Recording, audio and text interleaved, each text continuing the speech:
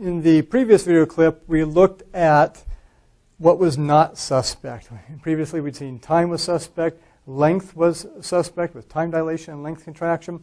But last time we saw that the transverse dimensions, when you're moving along in a certain direction, that the transverse or perpendicular dimensions, width and height, are not affected by that motion. We get the same results for any observer looking at that, observing that. And as I also mentioned, that another name which really never caught on for the theory of relativity was the theory of invariance.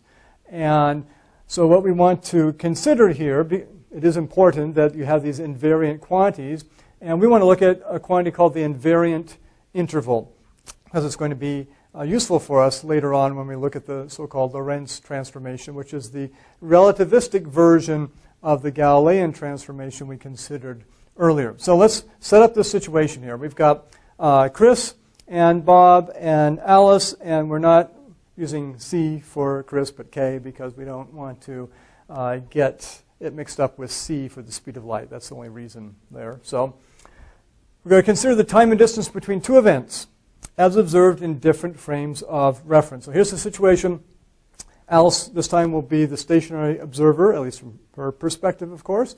And Bob is in a spaceship traveling with velocity v, and Chris is in a spaceship traveling with velocity 3v, or just doesn't really matter what that is, just pick 3. It's a velocity that is faster than Bob is traveling. Okay, so that's the setup here.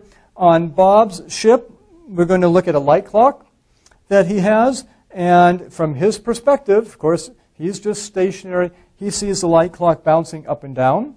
And the two events we're going to consider are when that light pulse starts going up, so maybe a little flash of light or something will indicate, hey, the light pulse is going up, hits the top mirror, and then comes back down again and hits the bottom mirror, and that will be event 2. So event 1 is the light pulse going upwards on Bob's clock. There's event 1. Event 2 is the light pulse coming back down, maybe just a little flash of light or something to indicate at that point in space and time, according to Bob, those were the two events.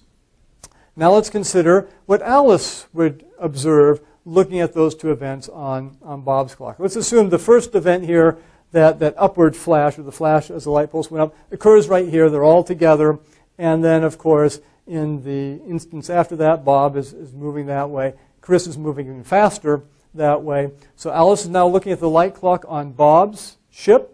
What does she observe? Well, she observes our classic triangular diagram we've seen before. She's going to see Bob's light clock moving that direction. So here's snapshot 1 she could take when the light clock the light pulse just takes off. So there's event 1. She'll see the light pulse moving at velocity c here. Let's put that in, of course, just to remind ourselves. It's velocity c there. Same thing here. C. We'll get to Chris in a minute. So she sees the light pulse going up, hitting the upper mirror. It takes another snapshot there. Again, then the light clock is here, and then here. And then the third snapshot, when it comes back, the light pulse comes back down again, and that would be event 2. So she sees, according to her frame of reference, her lattice of clocks and measuring system, she sees, of course, event 1 and event 2 at different places. Bob sees event 1 and event 2 occurring at the exact same place, right, at point 0 on his clock, his measuring system from his frame of reference. And then what does Chris see? Well, remember, Chris is going, say, 3 times as fast as Bob. So the first event occurs here, and she makes note of that. Then, however, of course, when the second event occurs, so Bob goes along here, maybe the second event occurs when he's right here. Right? The light pulse goes up, comes back down again right here. Whereas Chris at that point, she's actually about 3 times farther down the road there. And therefore, she will see event, in her frame of reference, she will see event 1 here, right? There's event 1. But event 2 will occur behind event 1. Because imagine, she's gone farther. She's looking back there to Bob and sees event 2, the light pulse come back down again. So her diagram, again, it's a triangle, but she will observe the light going in a different direction than Alice will. So again, this is C here, speed of light. And so she sees event 1 occur here. watching Bob's light pulse, looking behind her, she'll see it go up, hit the top mirror, come back down again, and then again she's way down here now looking back at where event 2 occurs behind her. So that's what she will see. Let's put a couple other things in here because we want to do a little analysis of what's going on. I put the height of the light clock, we'll call it h this time. As we talked about in the last video, and I just mentioned a minute ago, those transverse or perpendicular dimensions are not affected by motion in this direction. So h here, the height of the light clock, will be the same for Alice and will also be the same for Chris. They will all see the height of Bob's light clock as h. That will not change, and that is a key point here in what we're going to derive in a minute. But we need to find another quantity, and that is we wanted to find the distance between the two events. Clearly for Bob, the distance between the events is essentially 0. We'll assume they're, we drew them a little bit apart there, but we'll assume they're exactly, light pulse goes up, comes back down, hits the same spot there. For Alice, however, we'll say this distance here between the two events in Alice's frame of reference, we'll call that x sub a. Okay, obviously a for Alice there. And similarly for Chris, distance between the two events in Chris's frame of reference. We'll say it's like this, x sub k, and that's why we want Chris with a k, not a c, because it might get confusing with the speed of light there. So x sub k, x sub a. We could also define x sub b, which would be 0. The distance between the events, as far as Bob is concerned, is 0. So that's the setup. We can clearly see they have different perspectives on those things. What we want to do now is use a little bit of the Pythagorean theorem, right? So we'll remind ourselves of that and see where that leads us here. So I'm going to erase this. We have that now. So let's consider Alice's case here first. Okay? We've done similar analysis when we did the light clock, first light clock analysis. Let's sort of redraw the triangle here for Alice, roughly. Something like this, more or less, right? And we said this distance here is x sub a. So I'll put it in here, x sub a. And we said that speed of light is c, okay? And we will assume that one tick of the clock is a round trip, up and back again. Okay, so we didn't put that in there, but we'll say t sub a, we'll just define it here, t sub a equals one tick of the clock from Alice's perspective. Well, what is that one tick? It's up here and then back down again. What is this distance? It's the speed of light times half a tick, right? Because this is half a tick here, this is a full tick, and so we can say speed of light, velocity, times time is distance. So this distance here is c ta divided by 2, that leg of our triangle. And by symmetry, this other leg is the same thing. That's c ta over 2. And then this here is xa. Okay, so now we've defined the three legs of this triangle. So this is the triangle we're looking at right here. I've just redrawn it up here. This is the distance xa. Just by definition, we say the distance between the two events, that's xa. The time of travel for the light pulse, up and back down again. Not the time, well, the time of travel is ta, up and down. So ta over 2 is up and ta over 2 is down. And the distance is the speed of light times that time of travel. So CTA over 2 is the distance of that part of the leg. XA is the distance here. CT over 2 is the distance of that part of the leg.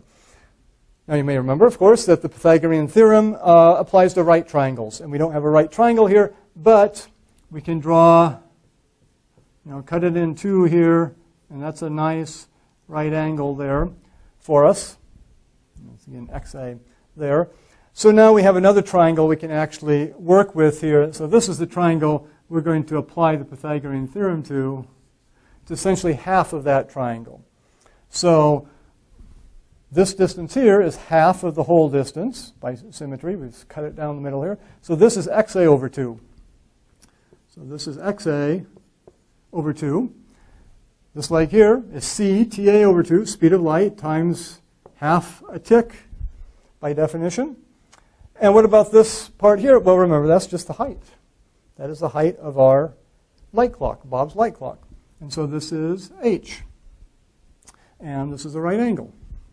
So now we can apply the Pythagorean theorem. So let's do that. I don't think we need Bob and Chris's picture anymore here. We can sort of remember what's happening with that. And Alice. Okay, so Pythagorean theorem applied to this triangle. So we'll bring it over here.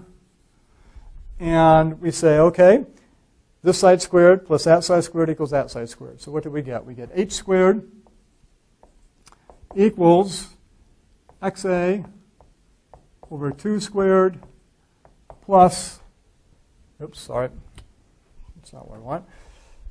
Hypotenuse, of course. Hope you caught that. Try this again here. So get rid of the equal sign. Let's do this. H squared plus xa over 2 squared. H squared plus xa over 2 squared equals the hypotenuse squared. Just got ahead of myself there. So equals hypotenuse c ta over 2 squared. Okay. Let's just multiply that out a little bit. You know, we've got, so we'll do every step here. H squared plus xa squared over 4 equals c squared ta squared over 4. Just squaring each of those terms. And then let's just multiply through by 4. I'd like to get rid of these 4s in the denominator, just clean it up a little bit. So multiply everything by 4. So I get 4, you know, if I do it on both sides, of course, it's legitimate. 4h squared, and then plus 4 times that just gives me the xa squared, and I get rid of that one as well. In other words, I can have this. I got 4h squared plus xa squared equals c squared ta squared. Okay? And I'm going to do one more thing here. I want to get the xa and the ta on one side. So we're going to write this as 4h squared equals c squared ta squared minus xa squared. Okay? So that's my analysis. Just we started with Alice here. We just said, okay, we'll define the distance to two events as xa. We know the speed of light is c, so we know this distance it covers. If we define one clock tick, ta, the time from here to here, this is cta over 2, half of the time. And then when we do the triangle and split it in two, we get xa over 2 here. And then we just apply the Pythagorean theorem, realizing that we've defined the height to be h. Do a little manipulation there, and we get this. And you might be saying, well, big deal. What's the deal here? So that's for Alice. Note that we could do the exact same analysis for Chris here. Now, hers is going backwards, but we have a triangle for her. We'll just do it on the triangle here. We will assume that t sub k, here t sub a was 1 tick for Alice, so here for t sub k equals 1 tick for Chris. Okay, this was for Alice. Again, they're all observing Bob's clock. So this is 1 tick on Bob's clock from Alice's perspective, her frame of reference. 1 t sub k, 1 tick on Bob's clock from Chris's perspective. Of course, 1 tick, again, is all the way up there, all the way down there. So she will see slower ticks than Alice will, and Alice sees, they both see slower ticks than Bob does, the time dilation effect there. But we have the exact same triangle. Again, we can split this in two. This whole thing was xk. So the triangle we're going to be looking at here is, we'll do it in green just to show it there. Roughly that triangle. This, here's the height. That's the same. This becomes xk over 2. It's a k there. And this distance here is the speed of light times half a tick. Because, half a tick up, half a tick down. So this becomes c tk over 2. Exact same little triangle as with Alice, just different values here. Okay, we have h is the same. That's going to be important here in a minute. But we have ctk over 2 versus cta over 2, and xk over 2 versus xa over 2 here. We could do the exact same analysis, draw the little triangle, do the Pythagorean theorem. We get the exact same result, except instead of TA and XA, we'd have TK, T sub K, and X sub K. And so, let's see, where are we going to put this? Okay, so here, I think we can get rid of this now. You know what we were just doing there. Okay, we'll leave Alice's triangle up for a minute. There's Chris's triangle. So Chris's result would also be 4h squared. H is the same in every case here. 4h squared equals c tk squared minus xk squared. Okay? And what about Bob? Let's consider Bob here. I guess we'll get rid of Alice's triangle here. So again, so Alice's triangle would be that. That's what we analyzed there. Well, Bob doesn't have a triangle, right? He has, his distance x here is 0. But note for him, oops, I forgot, got to get a c squared there. Hope you notice that. Easy to lose these things as you're doing these things. Always good to go back and double check, make sure you haven't missed anything or dropped anything like that. So both of them, 4h squared, c squared, tk squared minus xk squared, c squared, ta squared minus xa squared. For Bob, what would he have here? Well, he has the up trip and down trip. Okay, so it's h up and h down, right? So that's 2h. So we know that light travels, for him we'll say T sub b equals 1 tick on his clock according to him, according to Bob.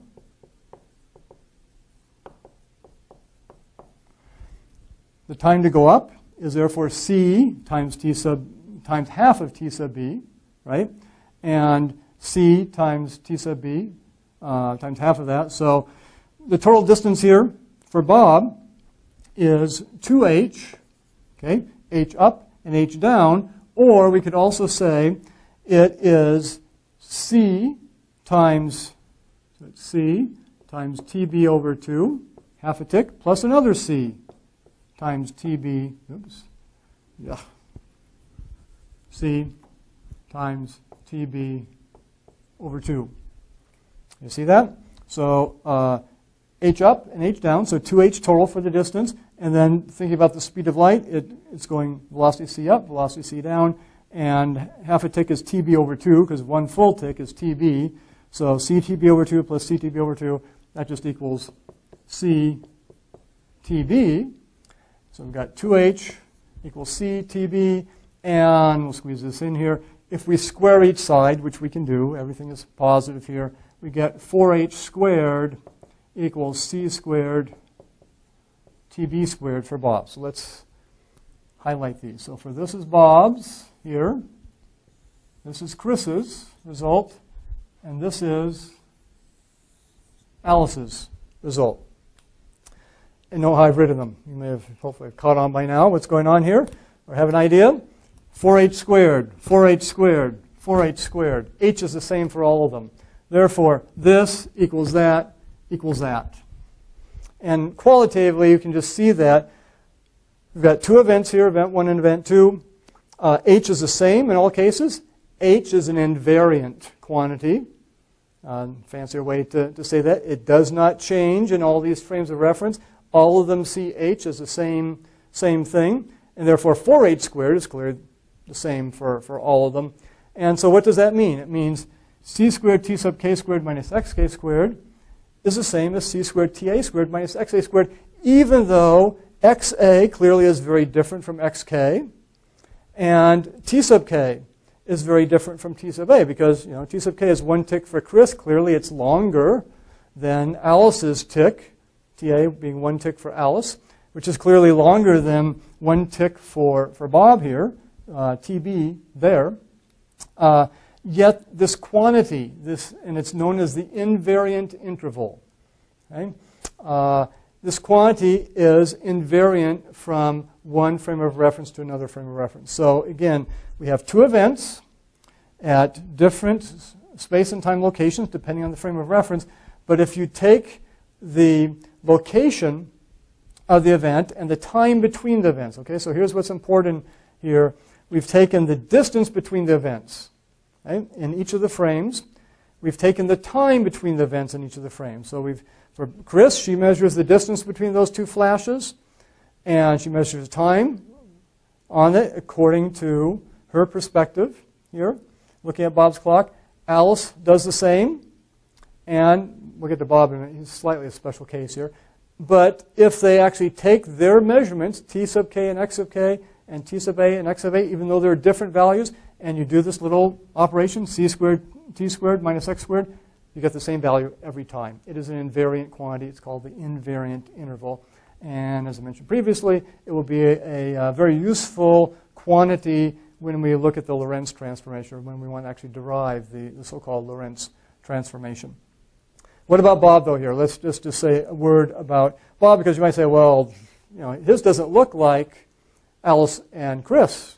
His is different. It doesn't have that second term there. But note that for Bob, the distance between the two events is 0. So really, he has a minus xb squared here. His general form, you could say, is minus xb squared, just like we have a minus xk squared and a minus xa squared there. But for him, xb is 0. The distance between the two events is 0, so that's why it's not appearing in this example, because it's 0. So in general, what we have here is measure the distance between two events and the time between two events in any given frame of reference. Okay, so this is Chris's frame of reference. She is measuring the tick of Bob's clock based on her own light clock she could have with her. Alice is doing the same thing based on her light clock, and they're getting different values for the t and x. Okay, clearly we can see x is different here, xa versus xk, and we can also see tk is going to be different as well versus ta, because again, different times for the ticks here. And then you've got Bob, of course, being his tb the shortest of all, and x is 0. In his case, xb equals 0. Even though the time and distances between the two events are different for each of the frames of reference, this quantity, when you do that operation, will always give you the same answer. And it's really based on the fact that h is invariant. The height, the transverse dimension here, will not be affected by motion in, say, the x direction as we've drawn it here. Okay, so that's the invariant interval, and as I've said several times now, we'll see it again when we consider the Lorentz transformation, which is coming up next week, I believe.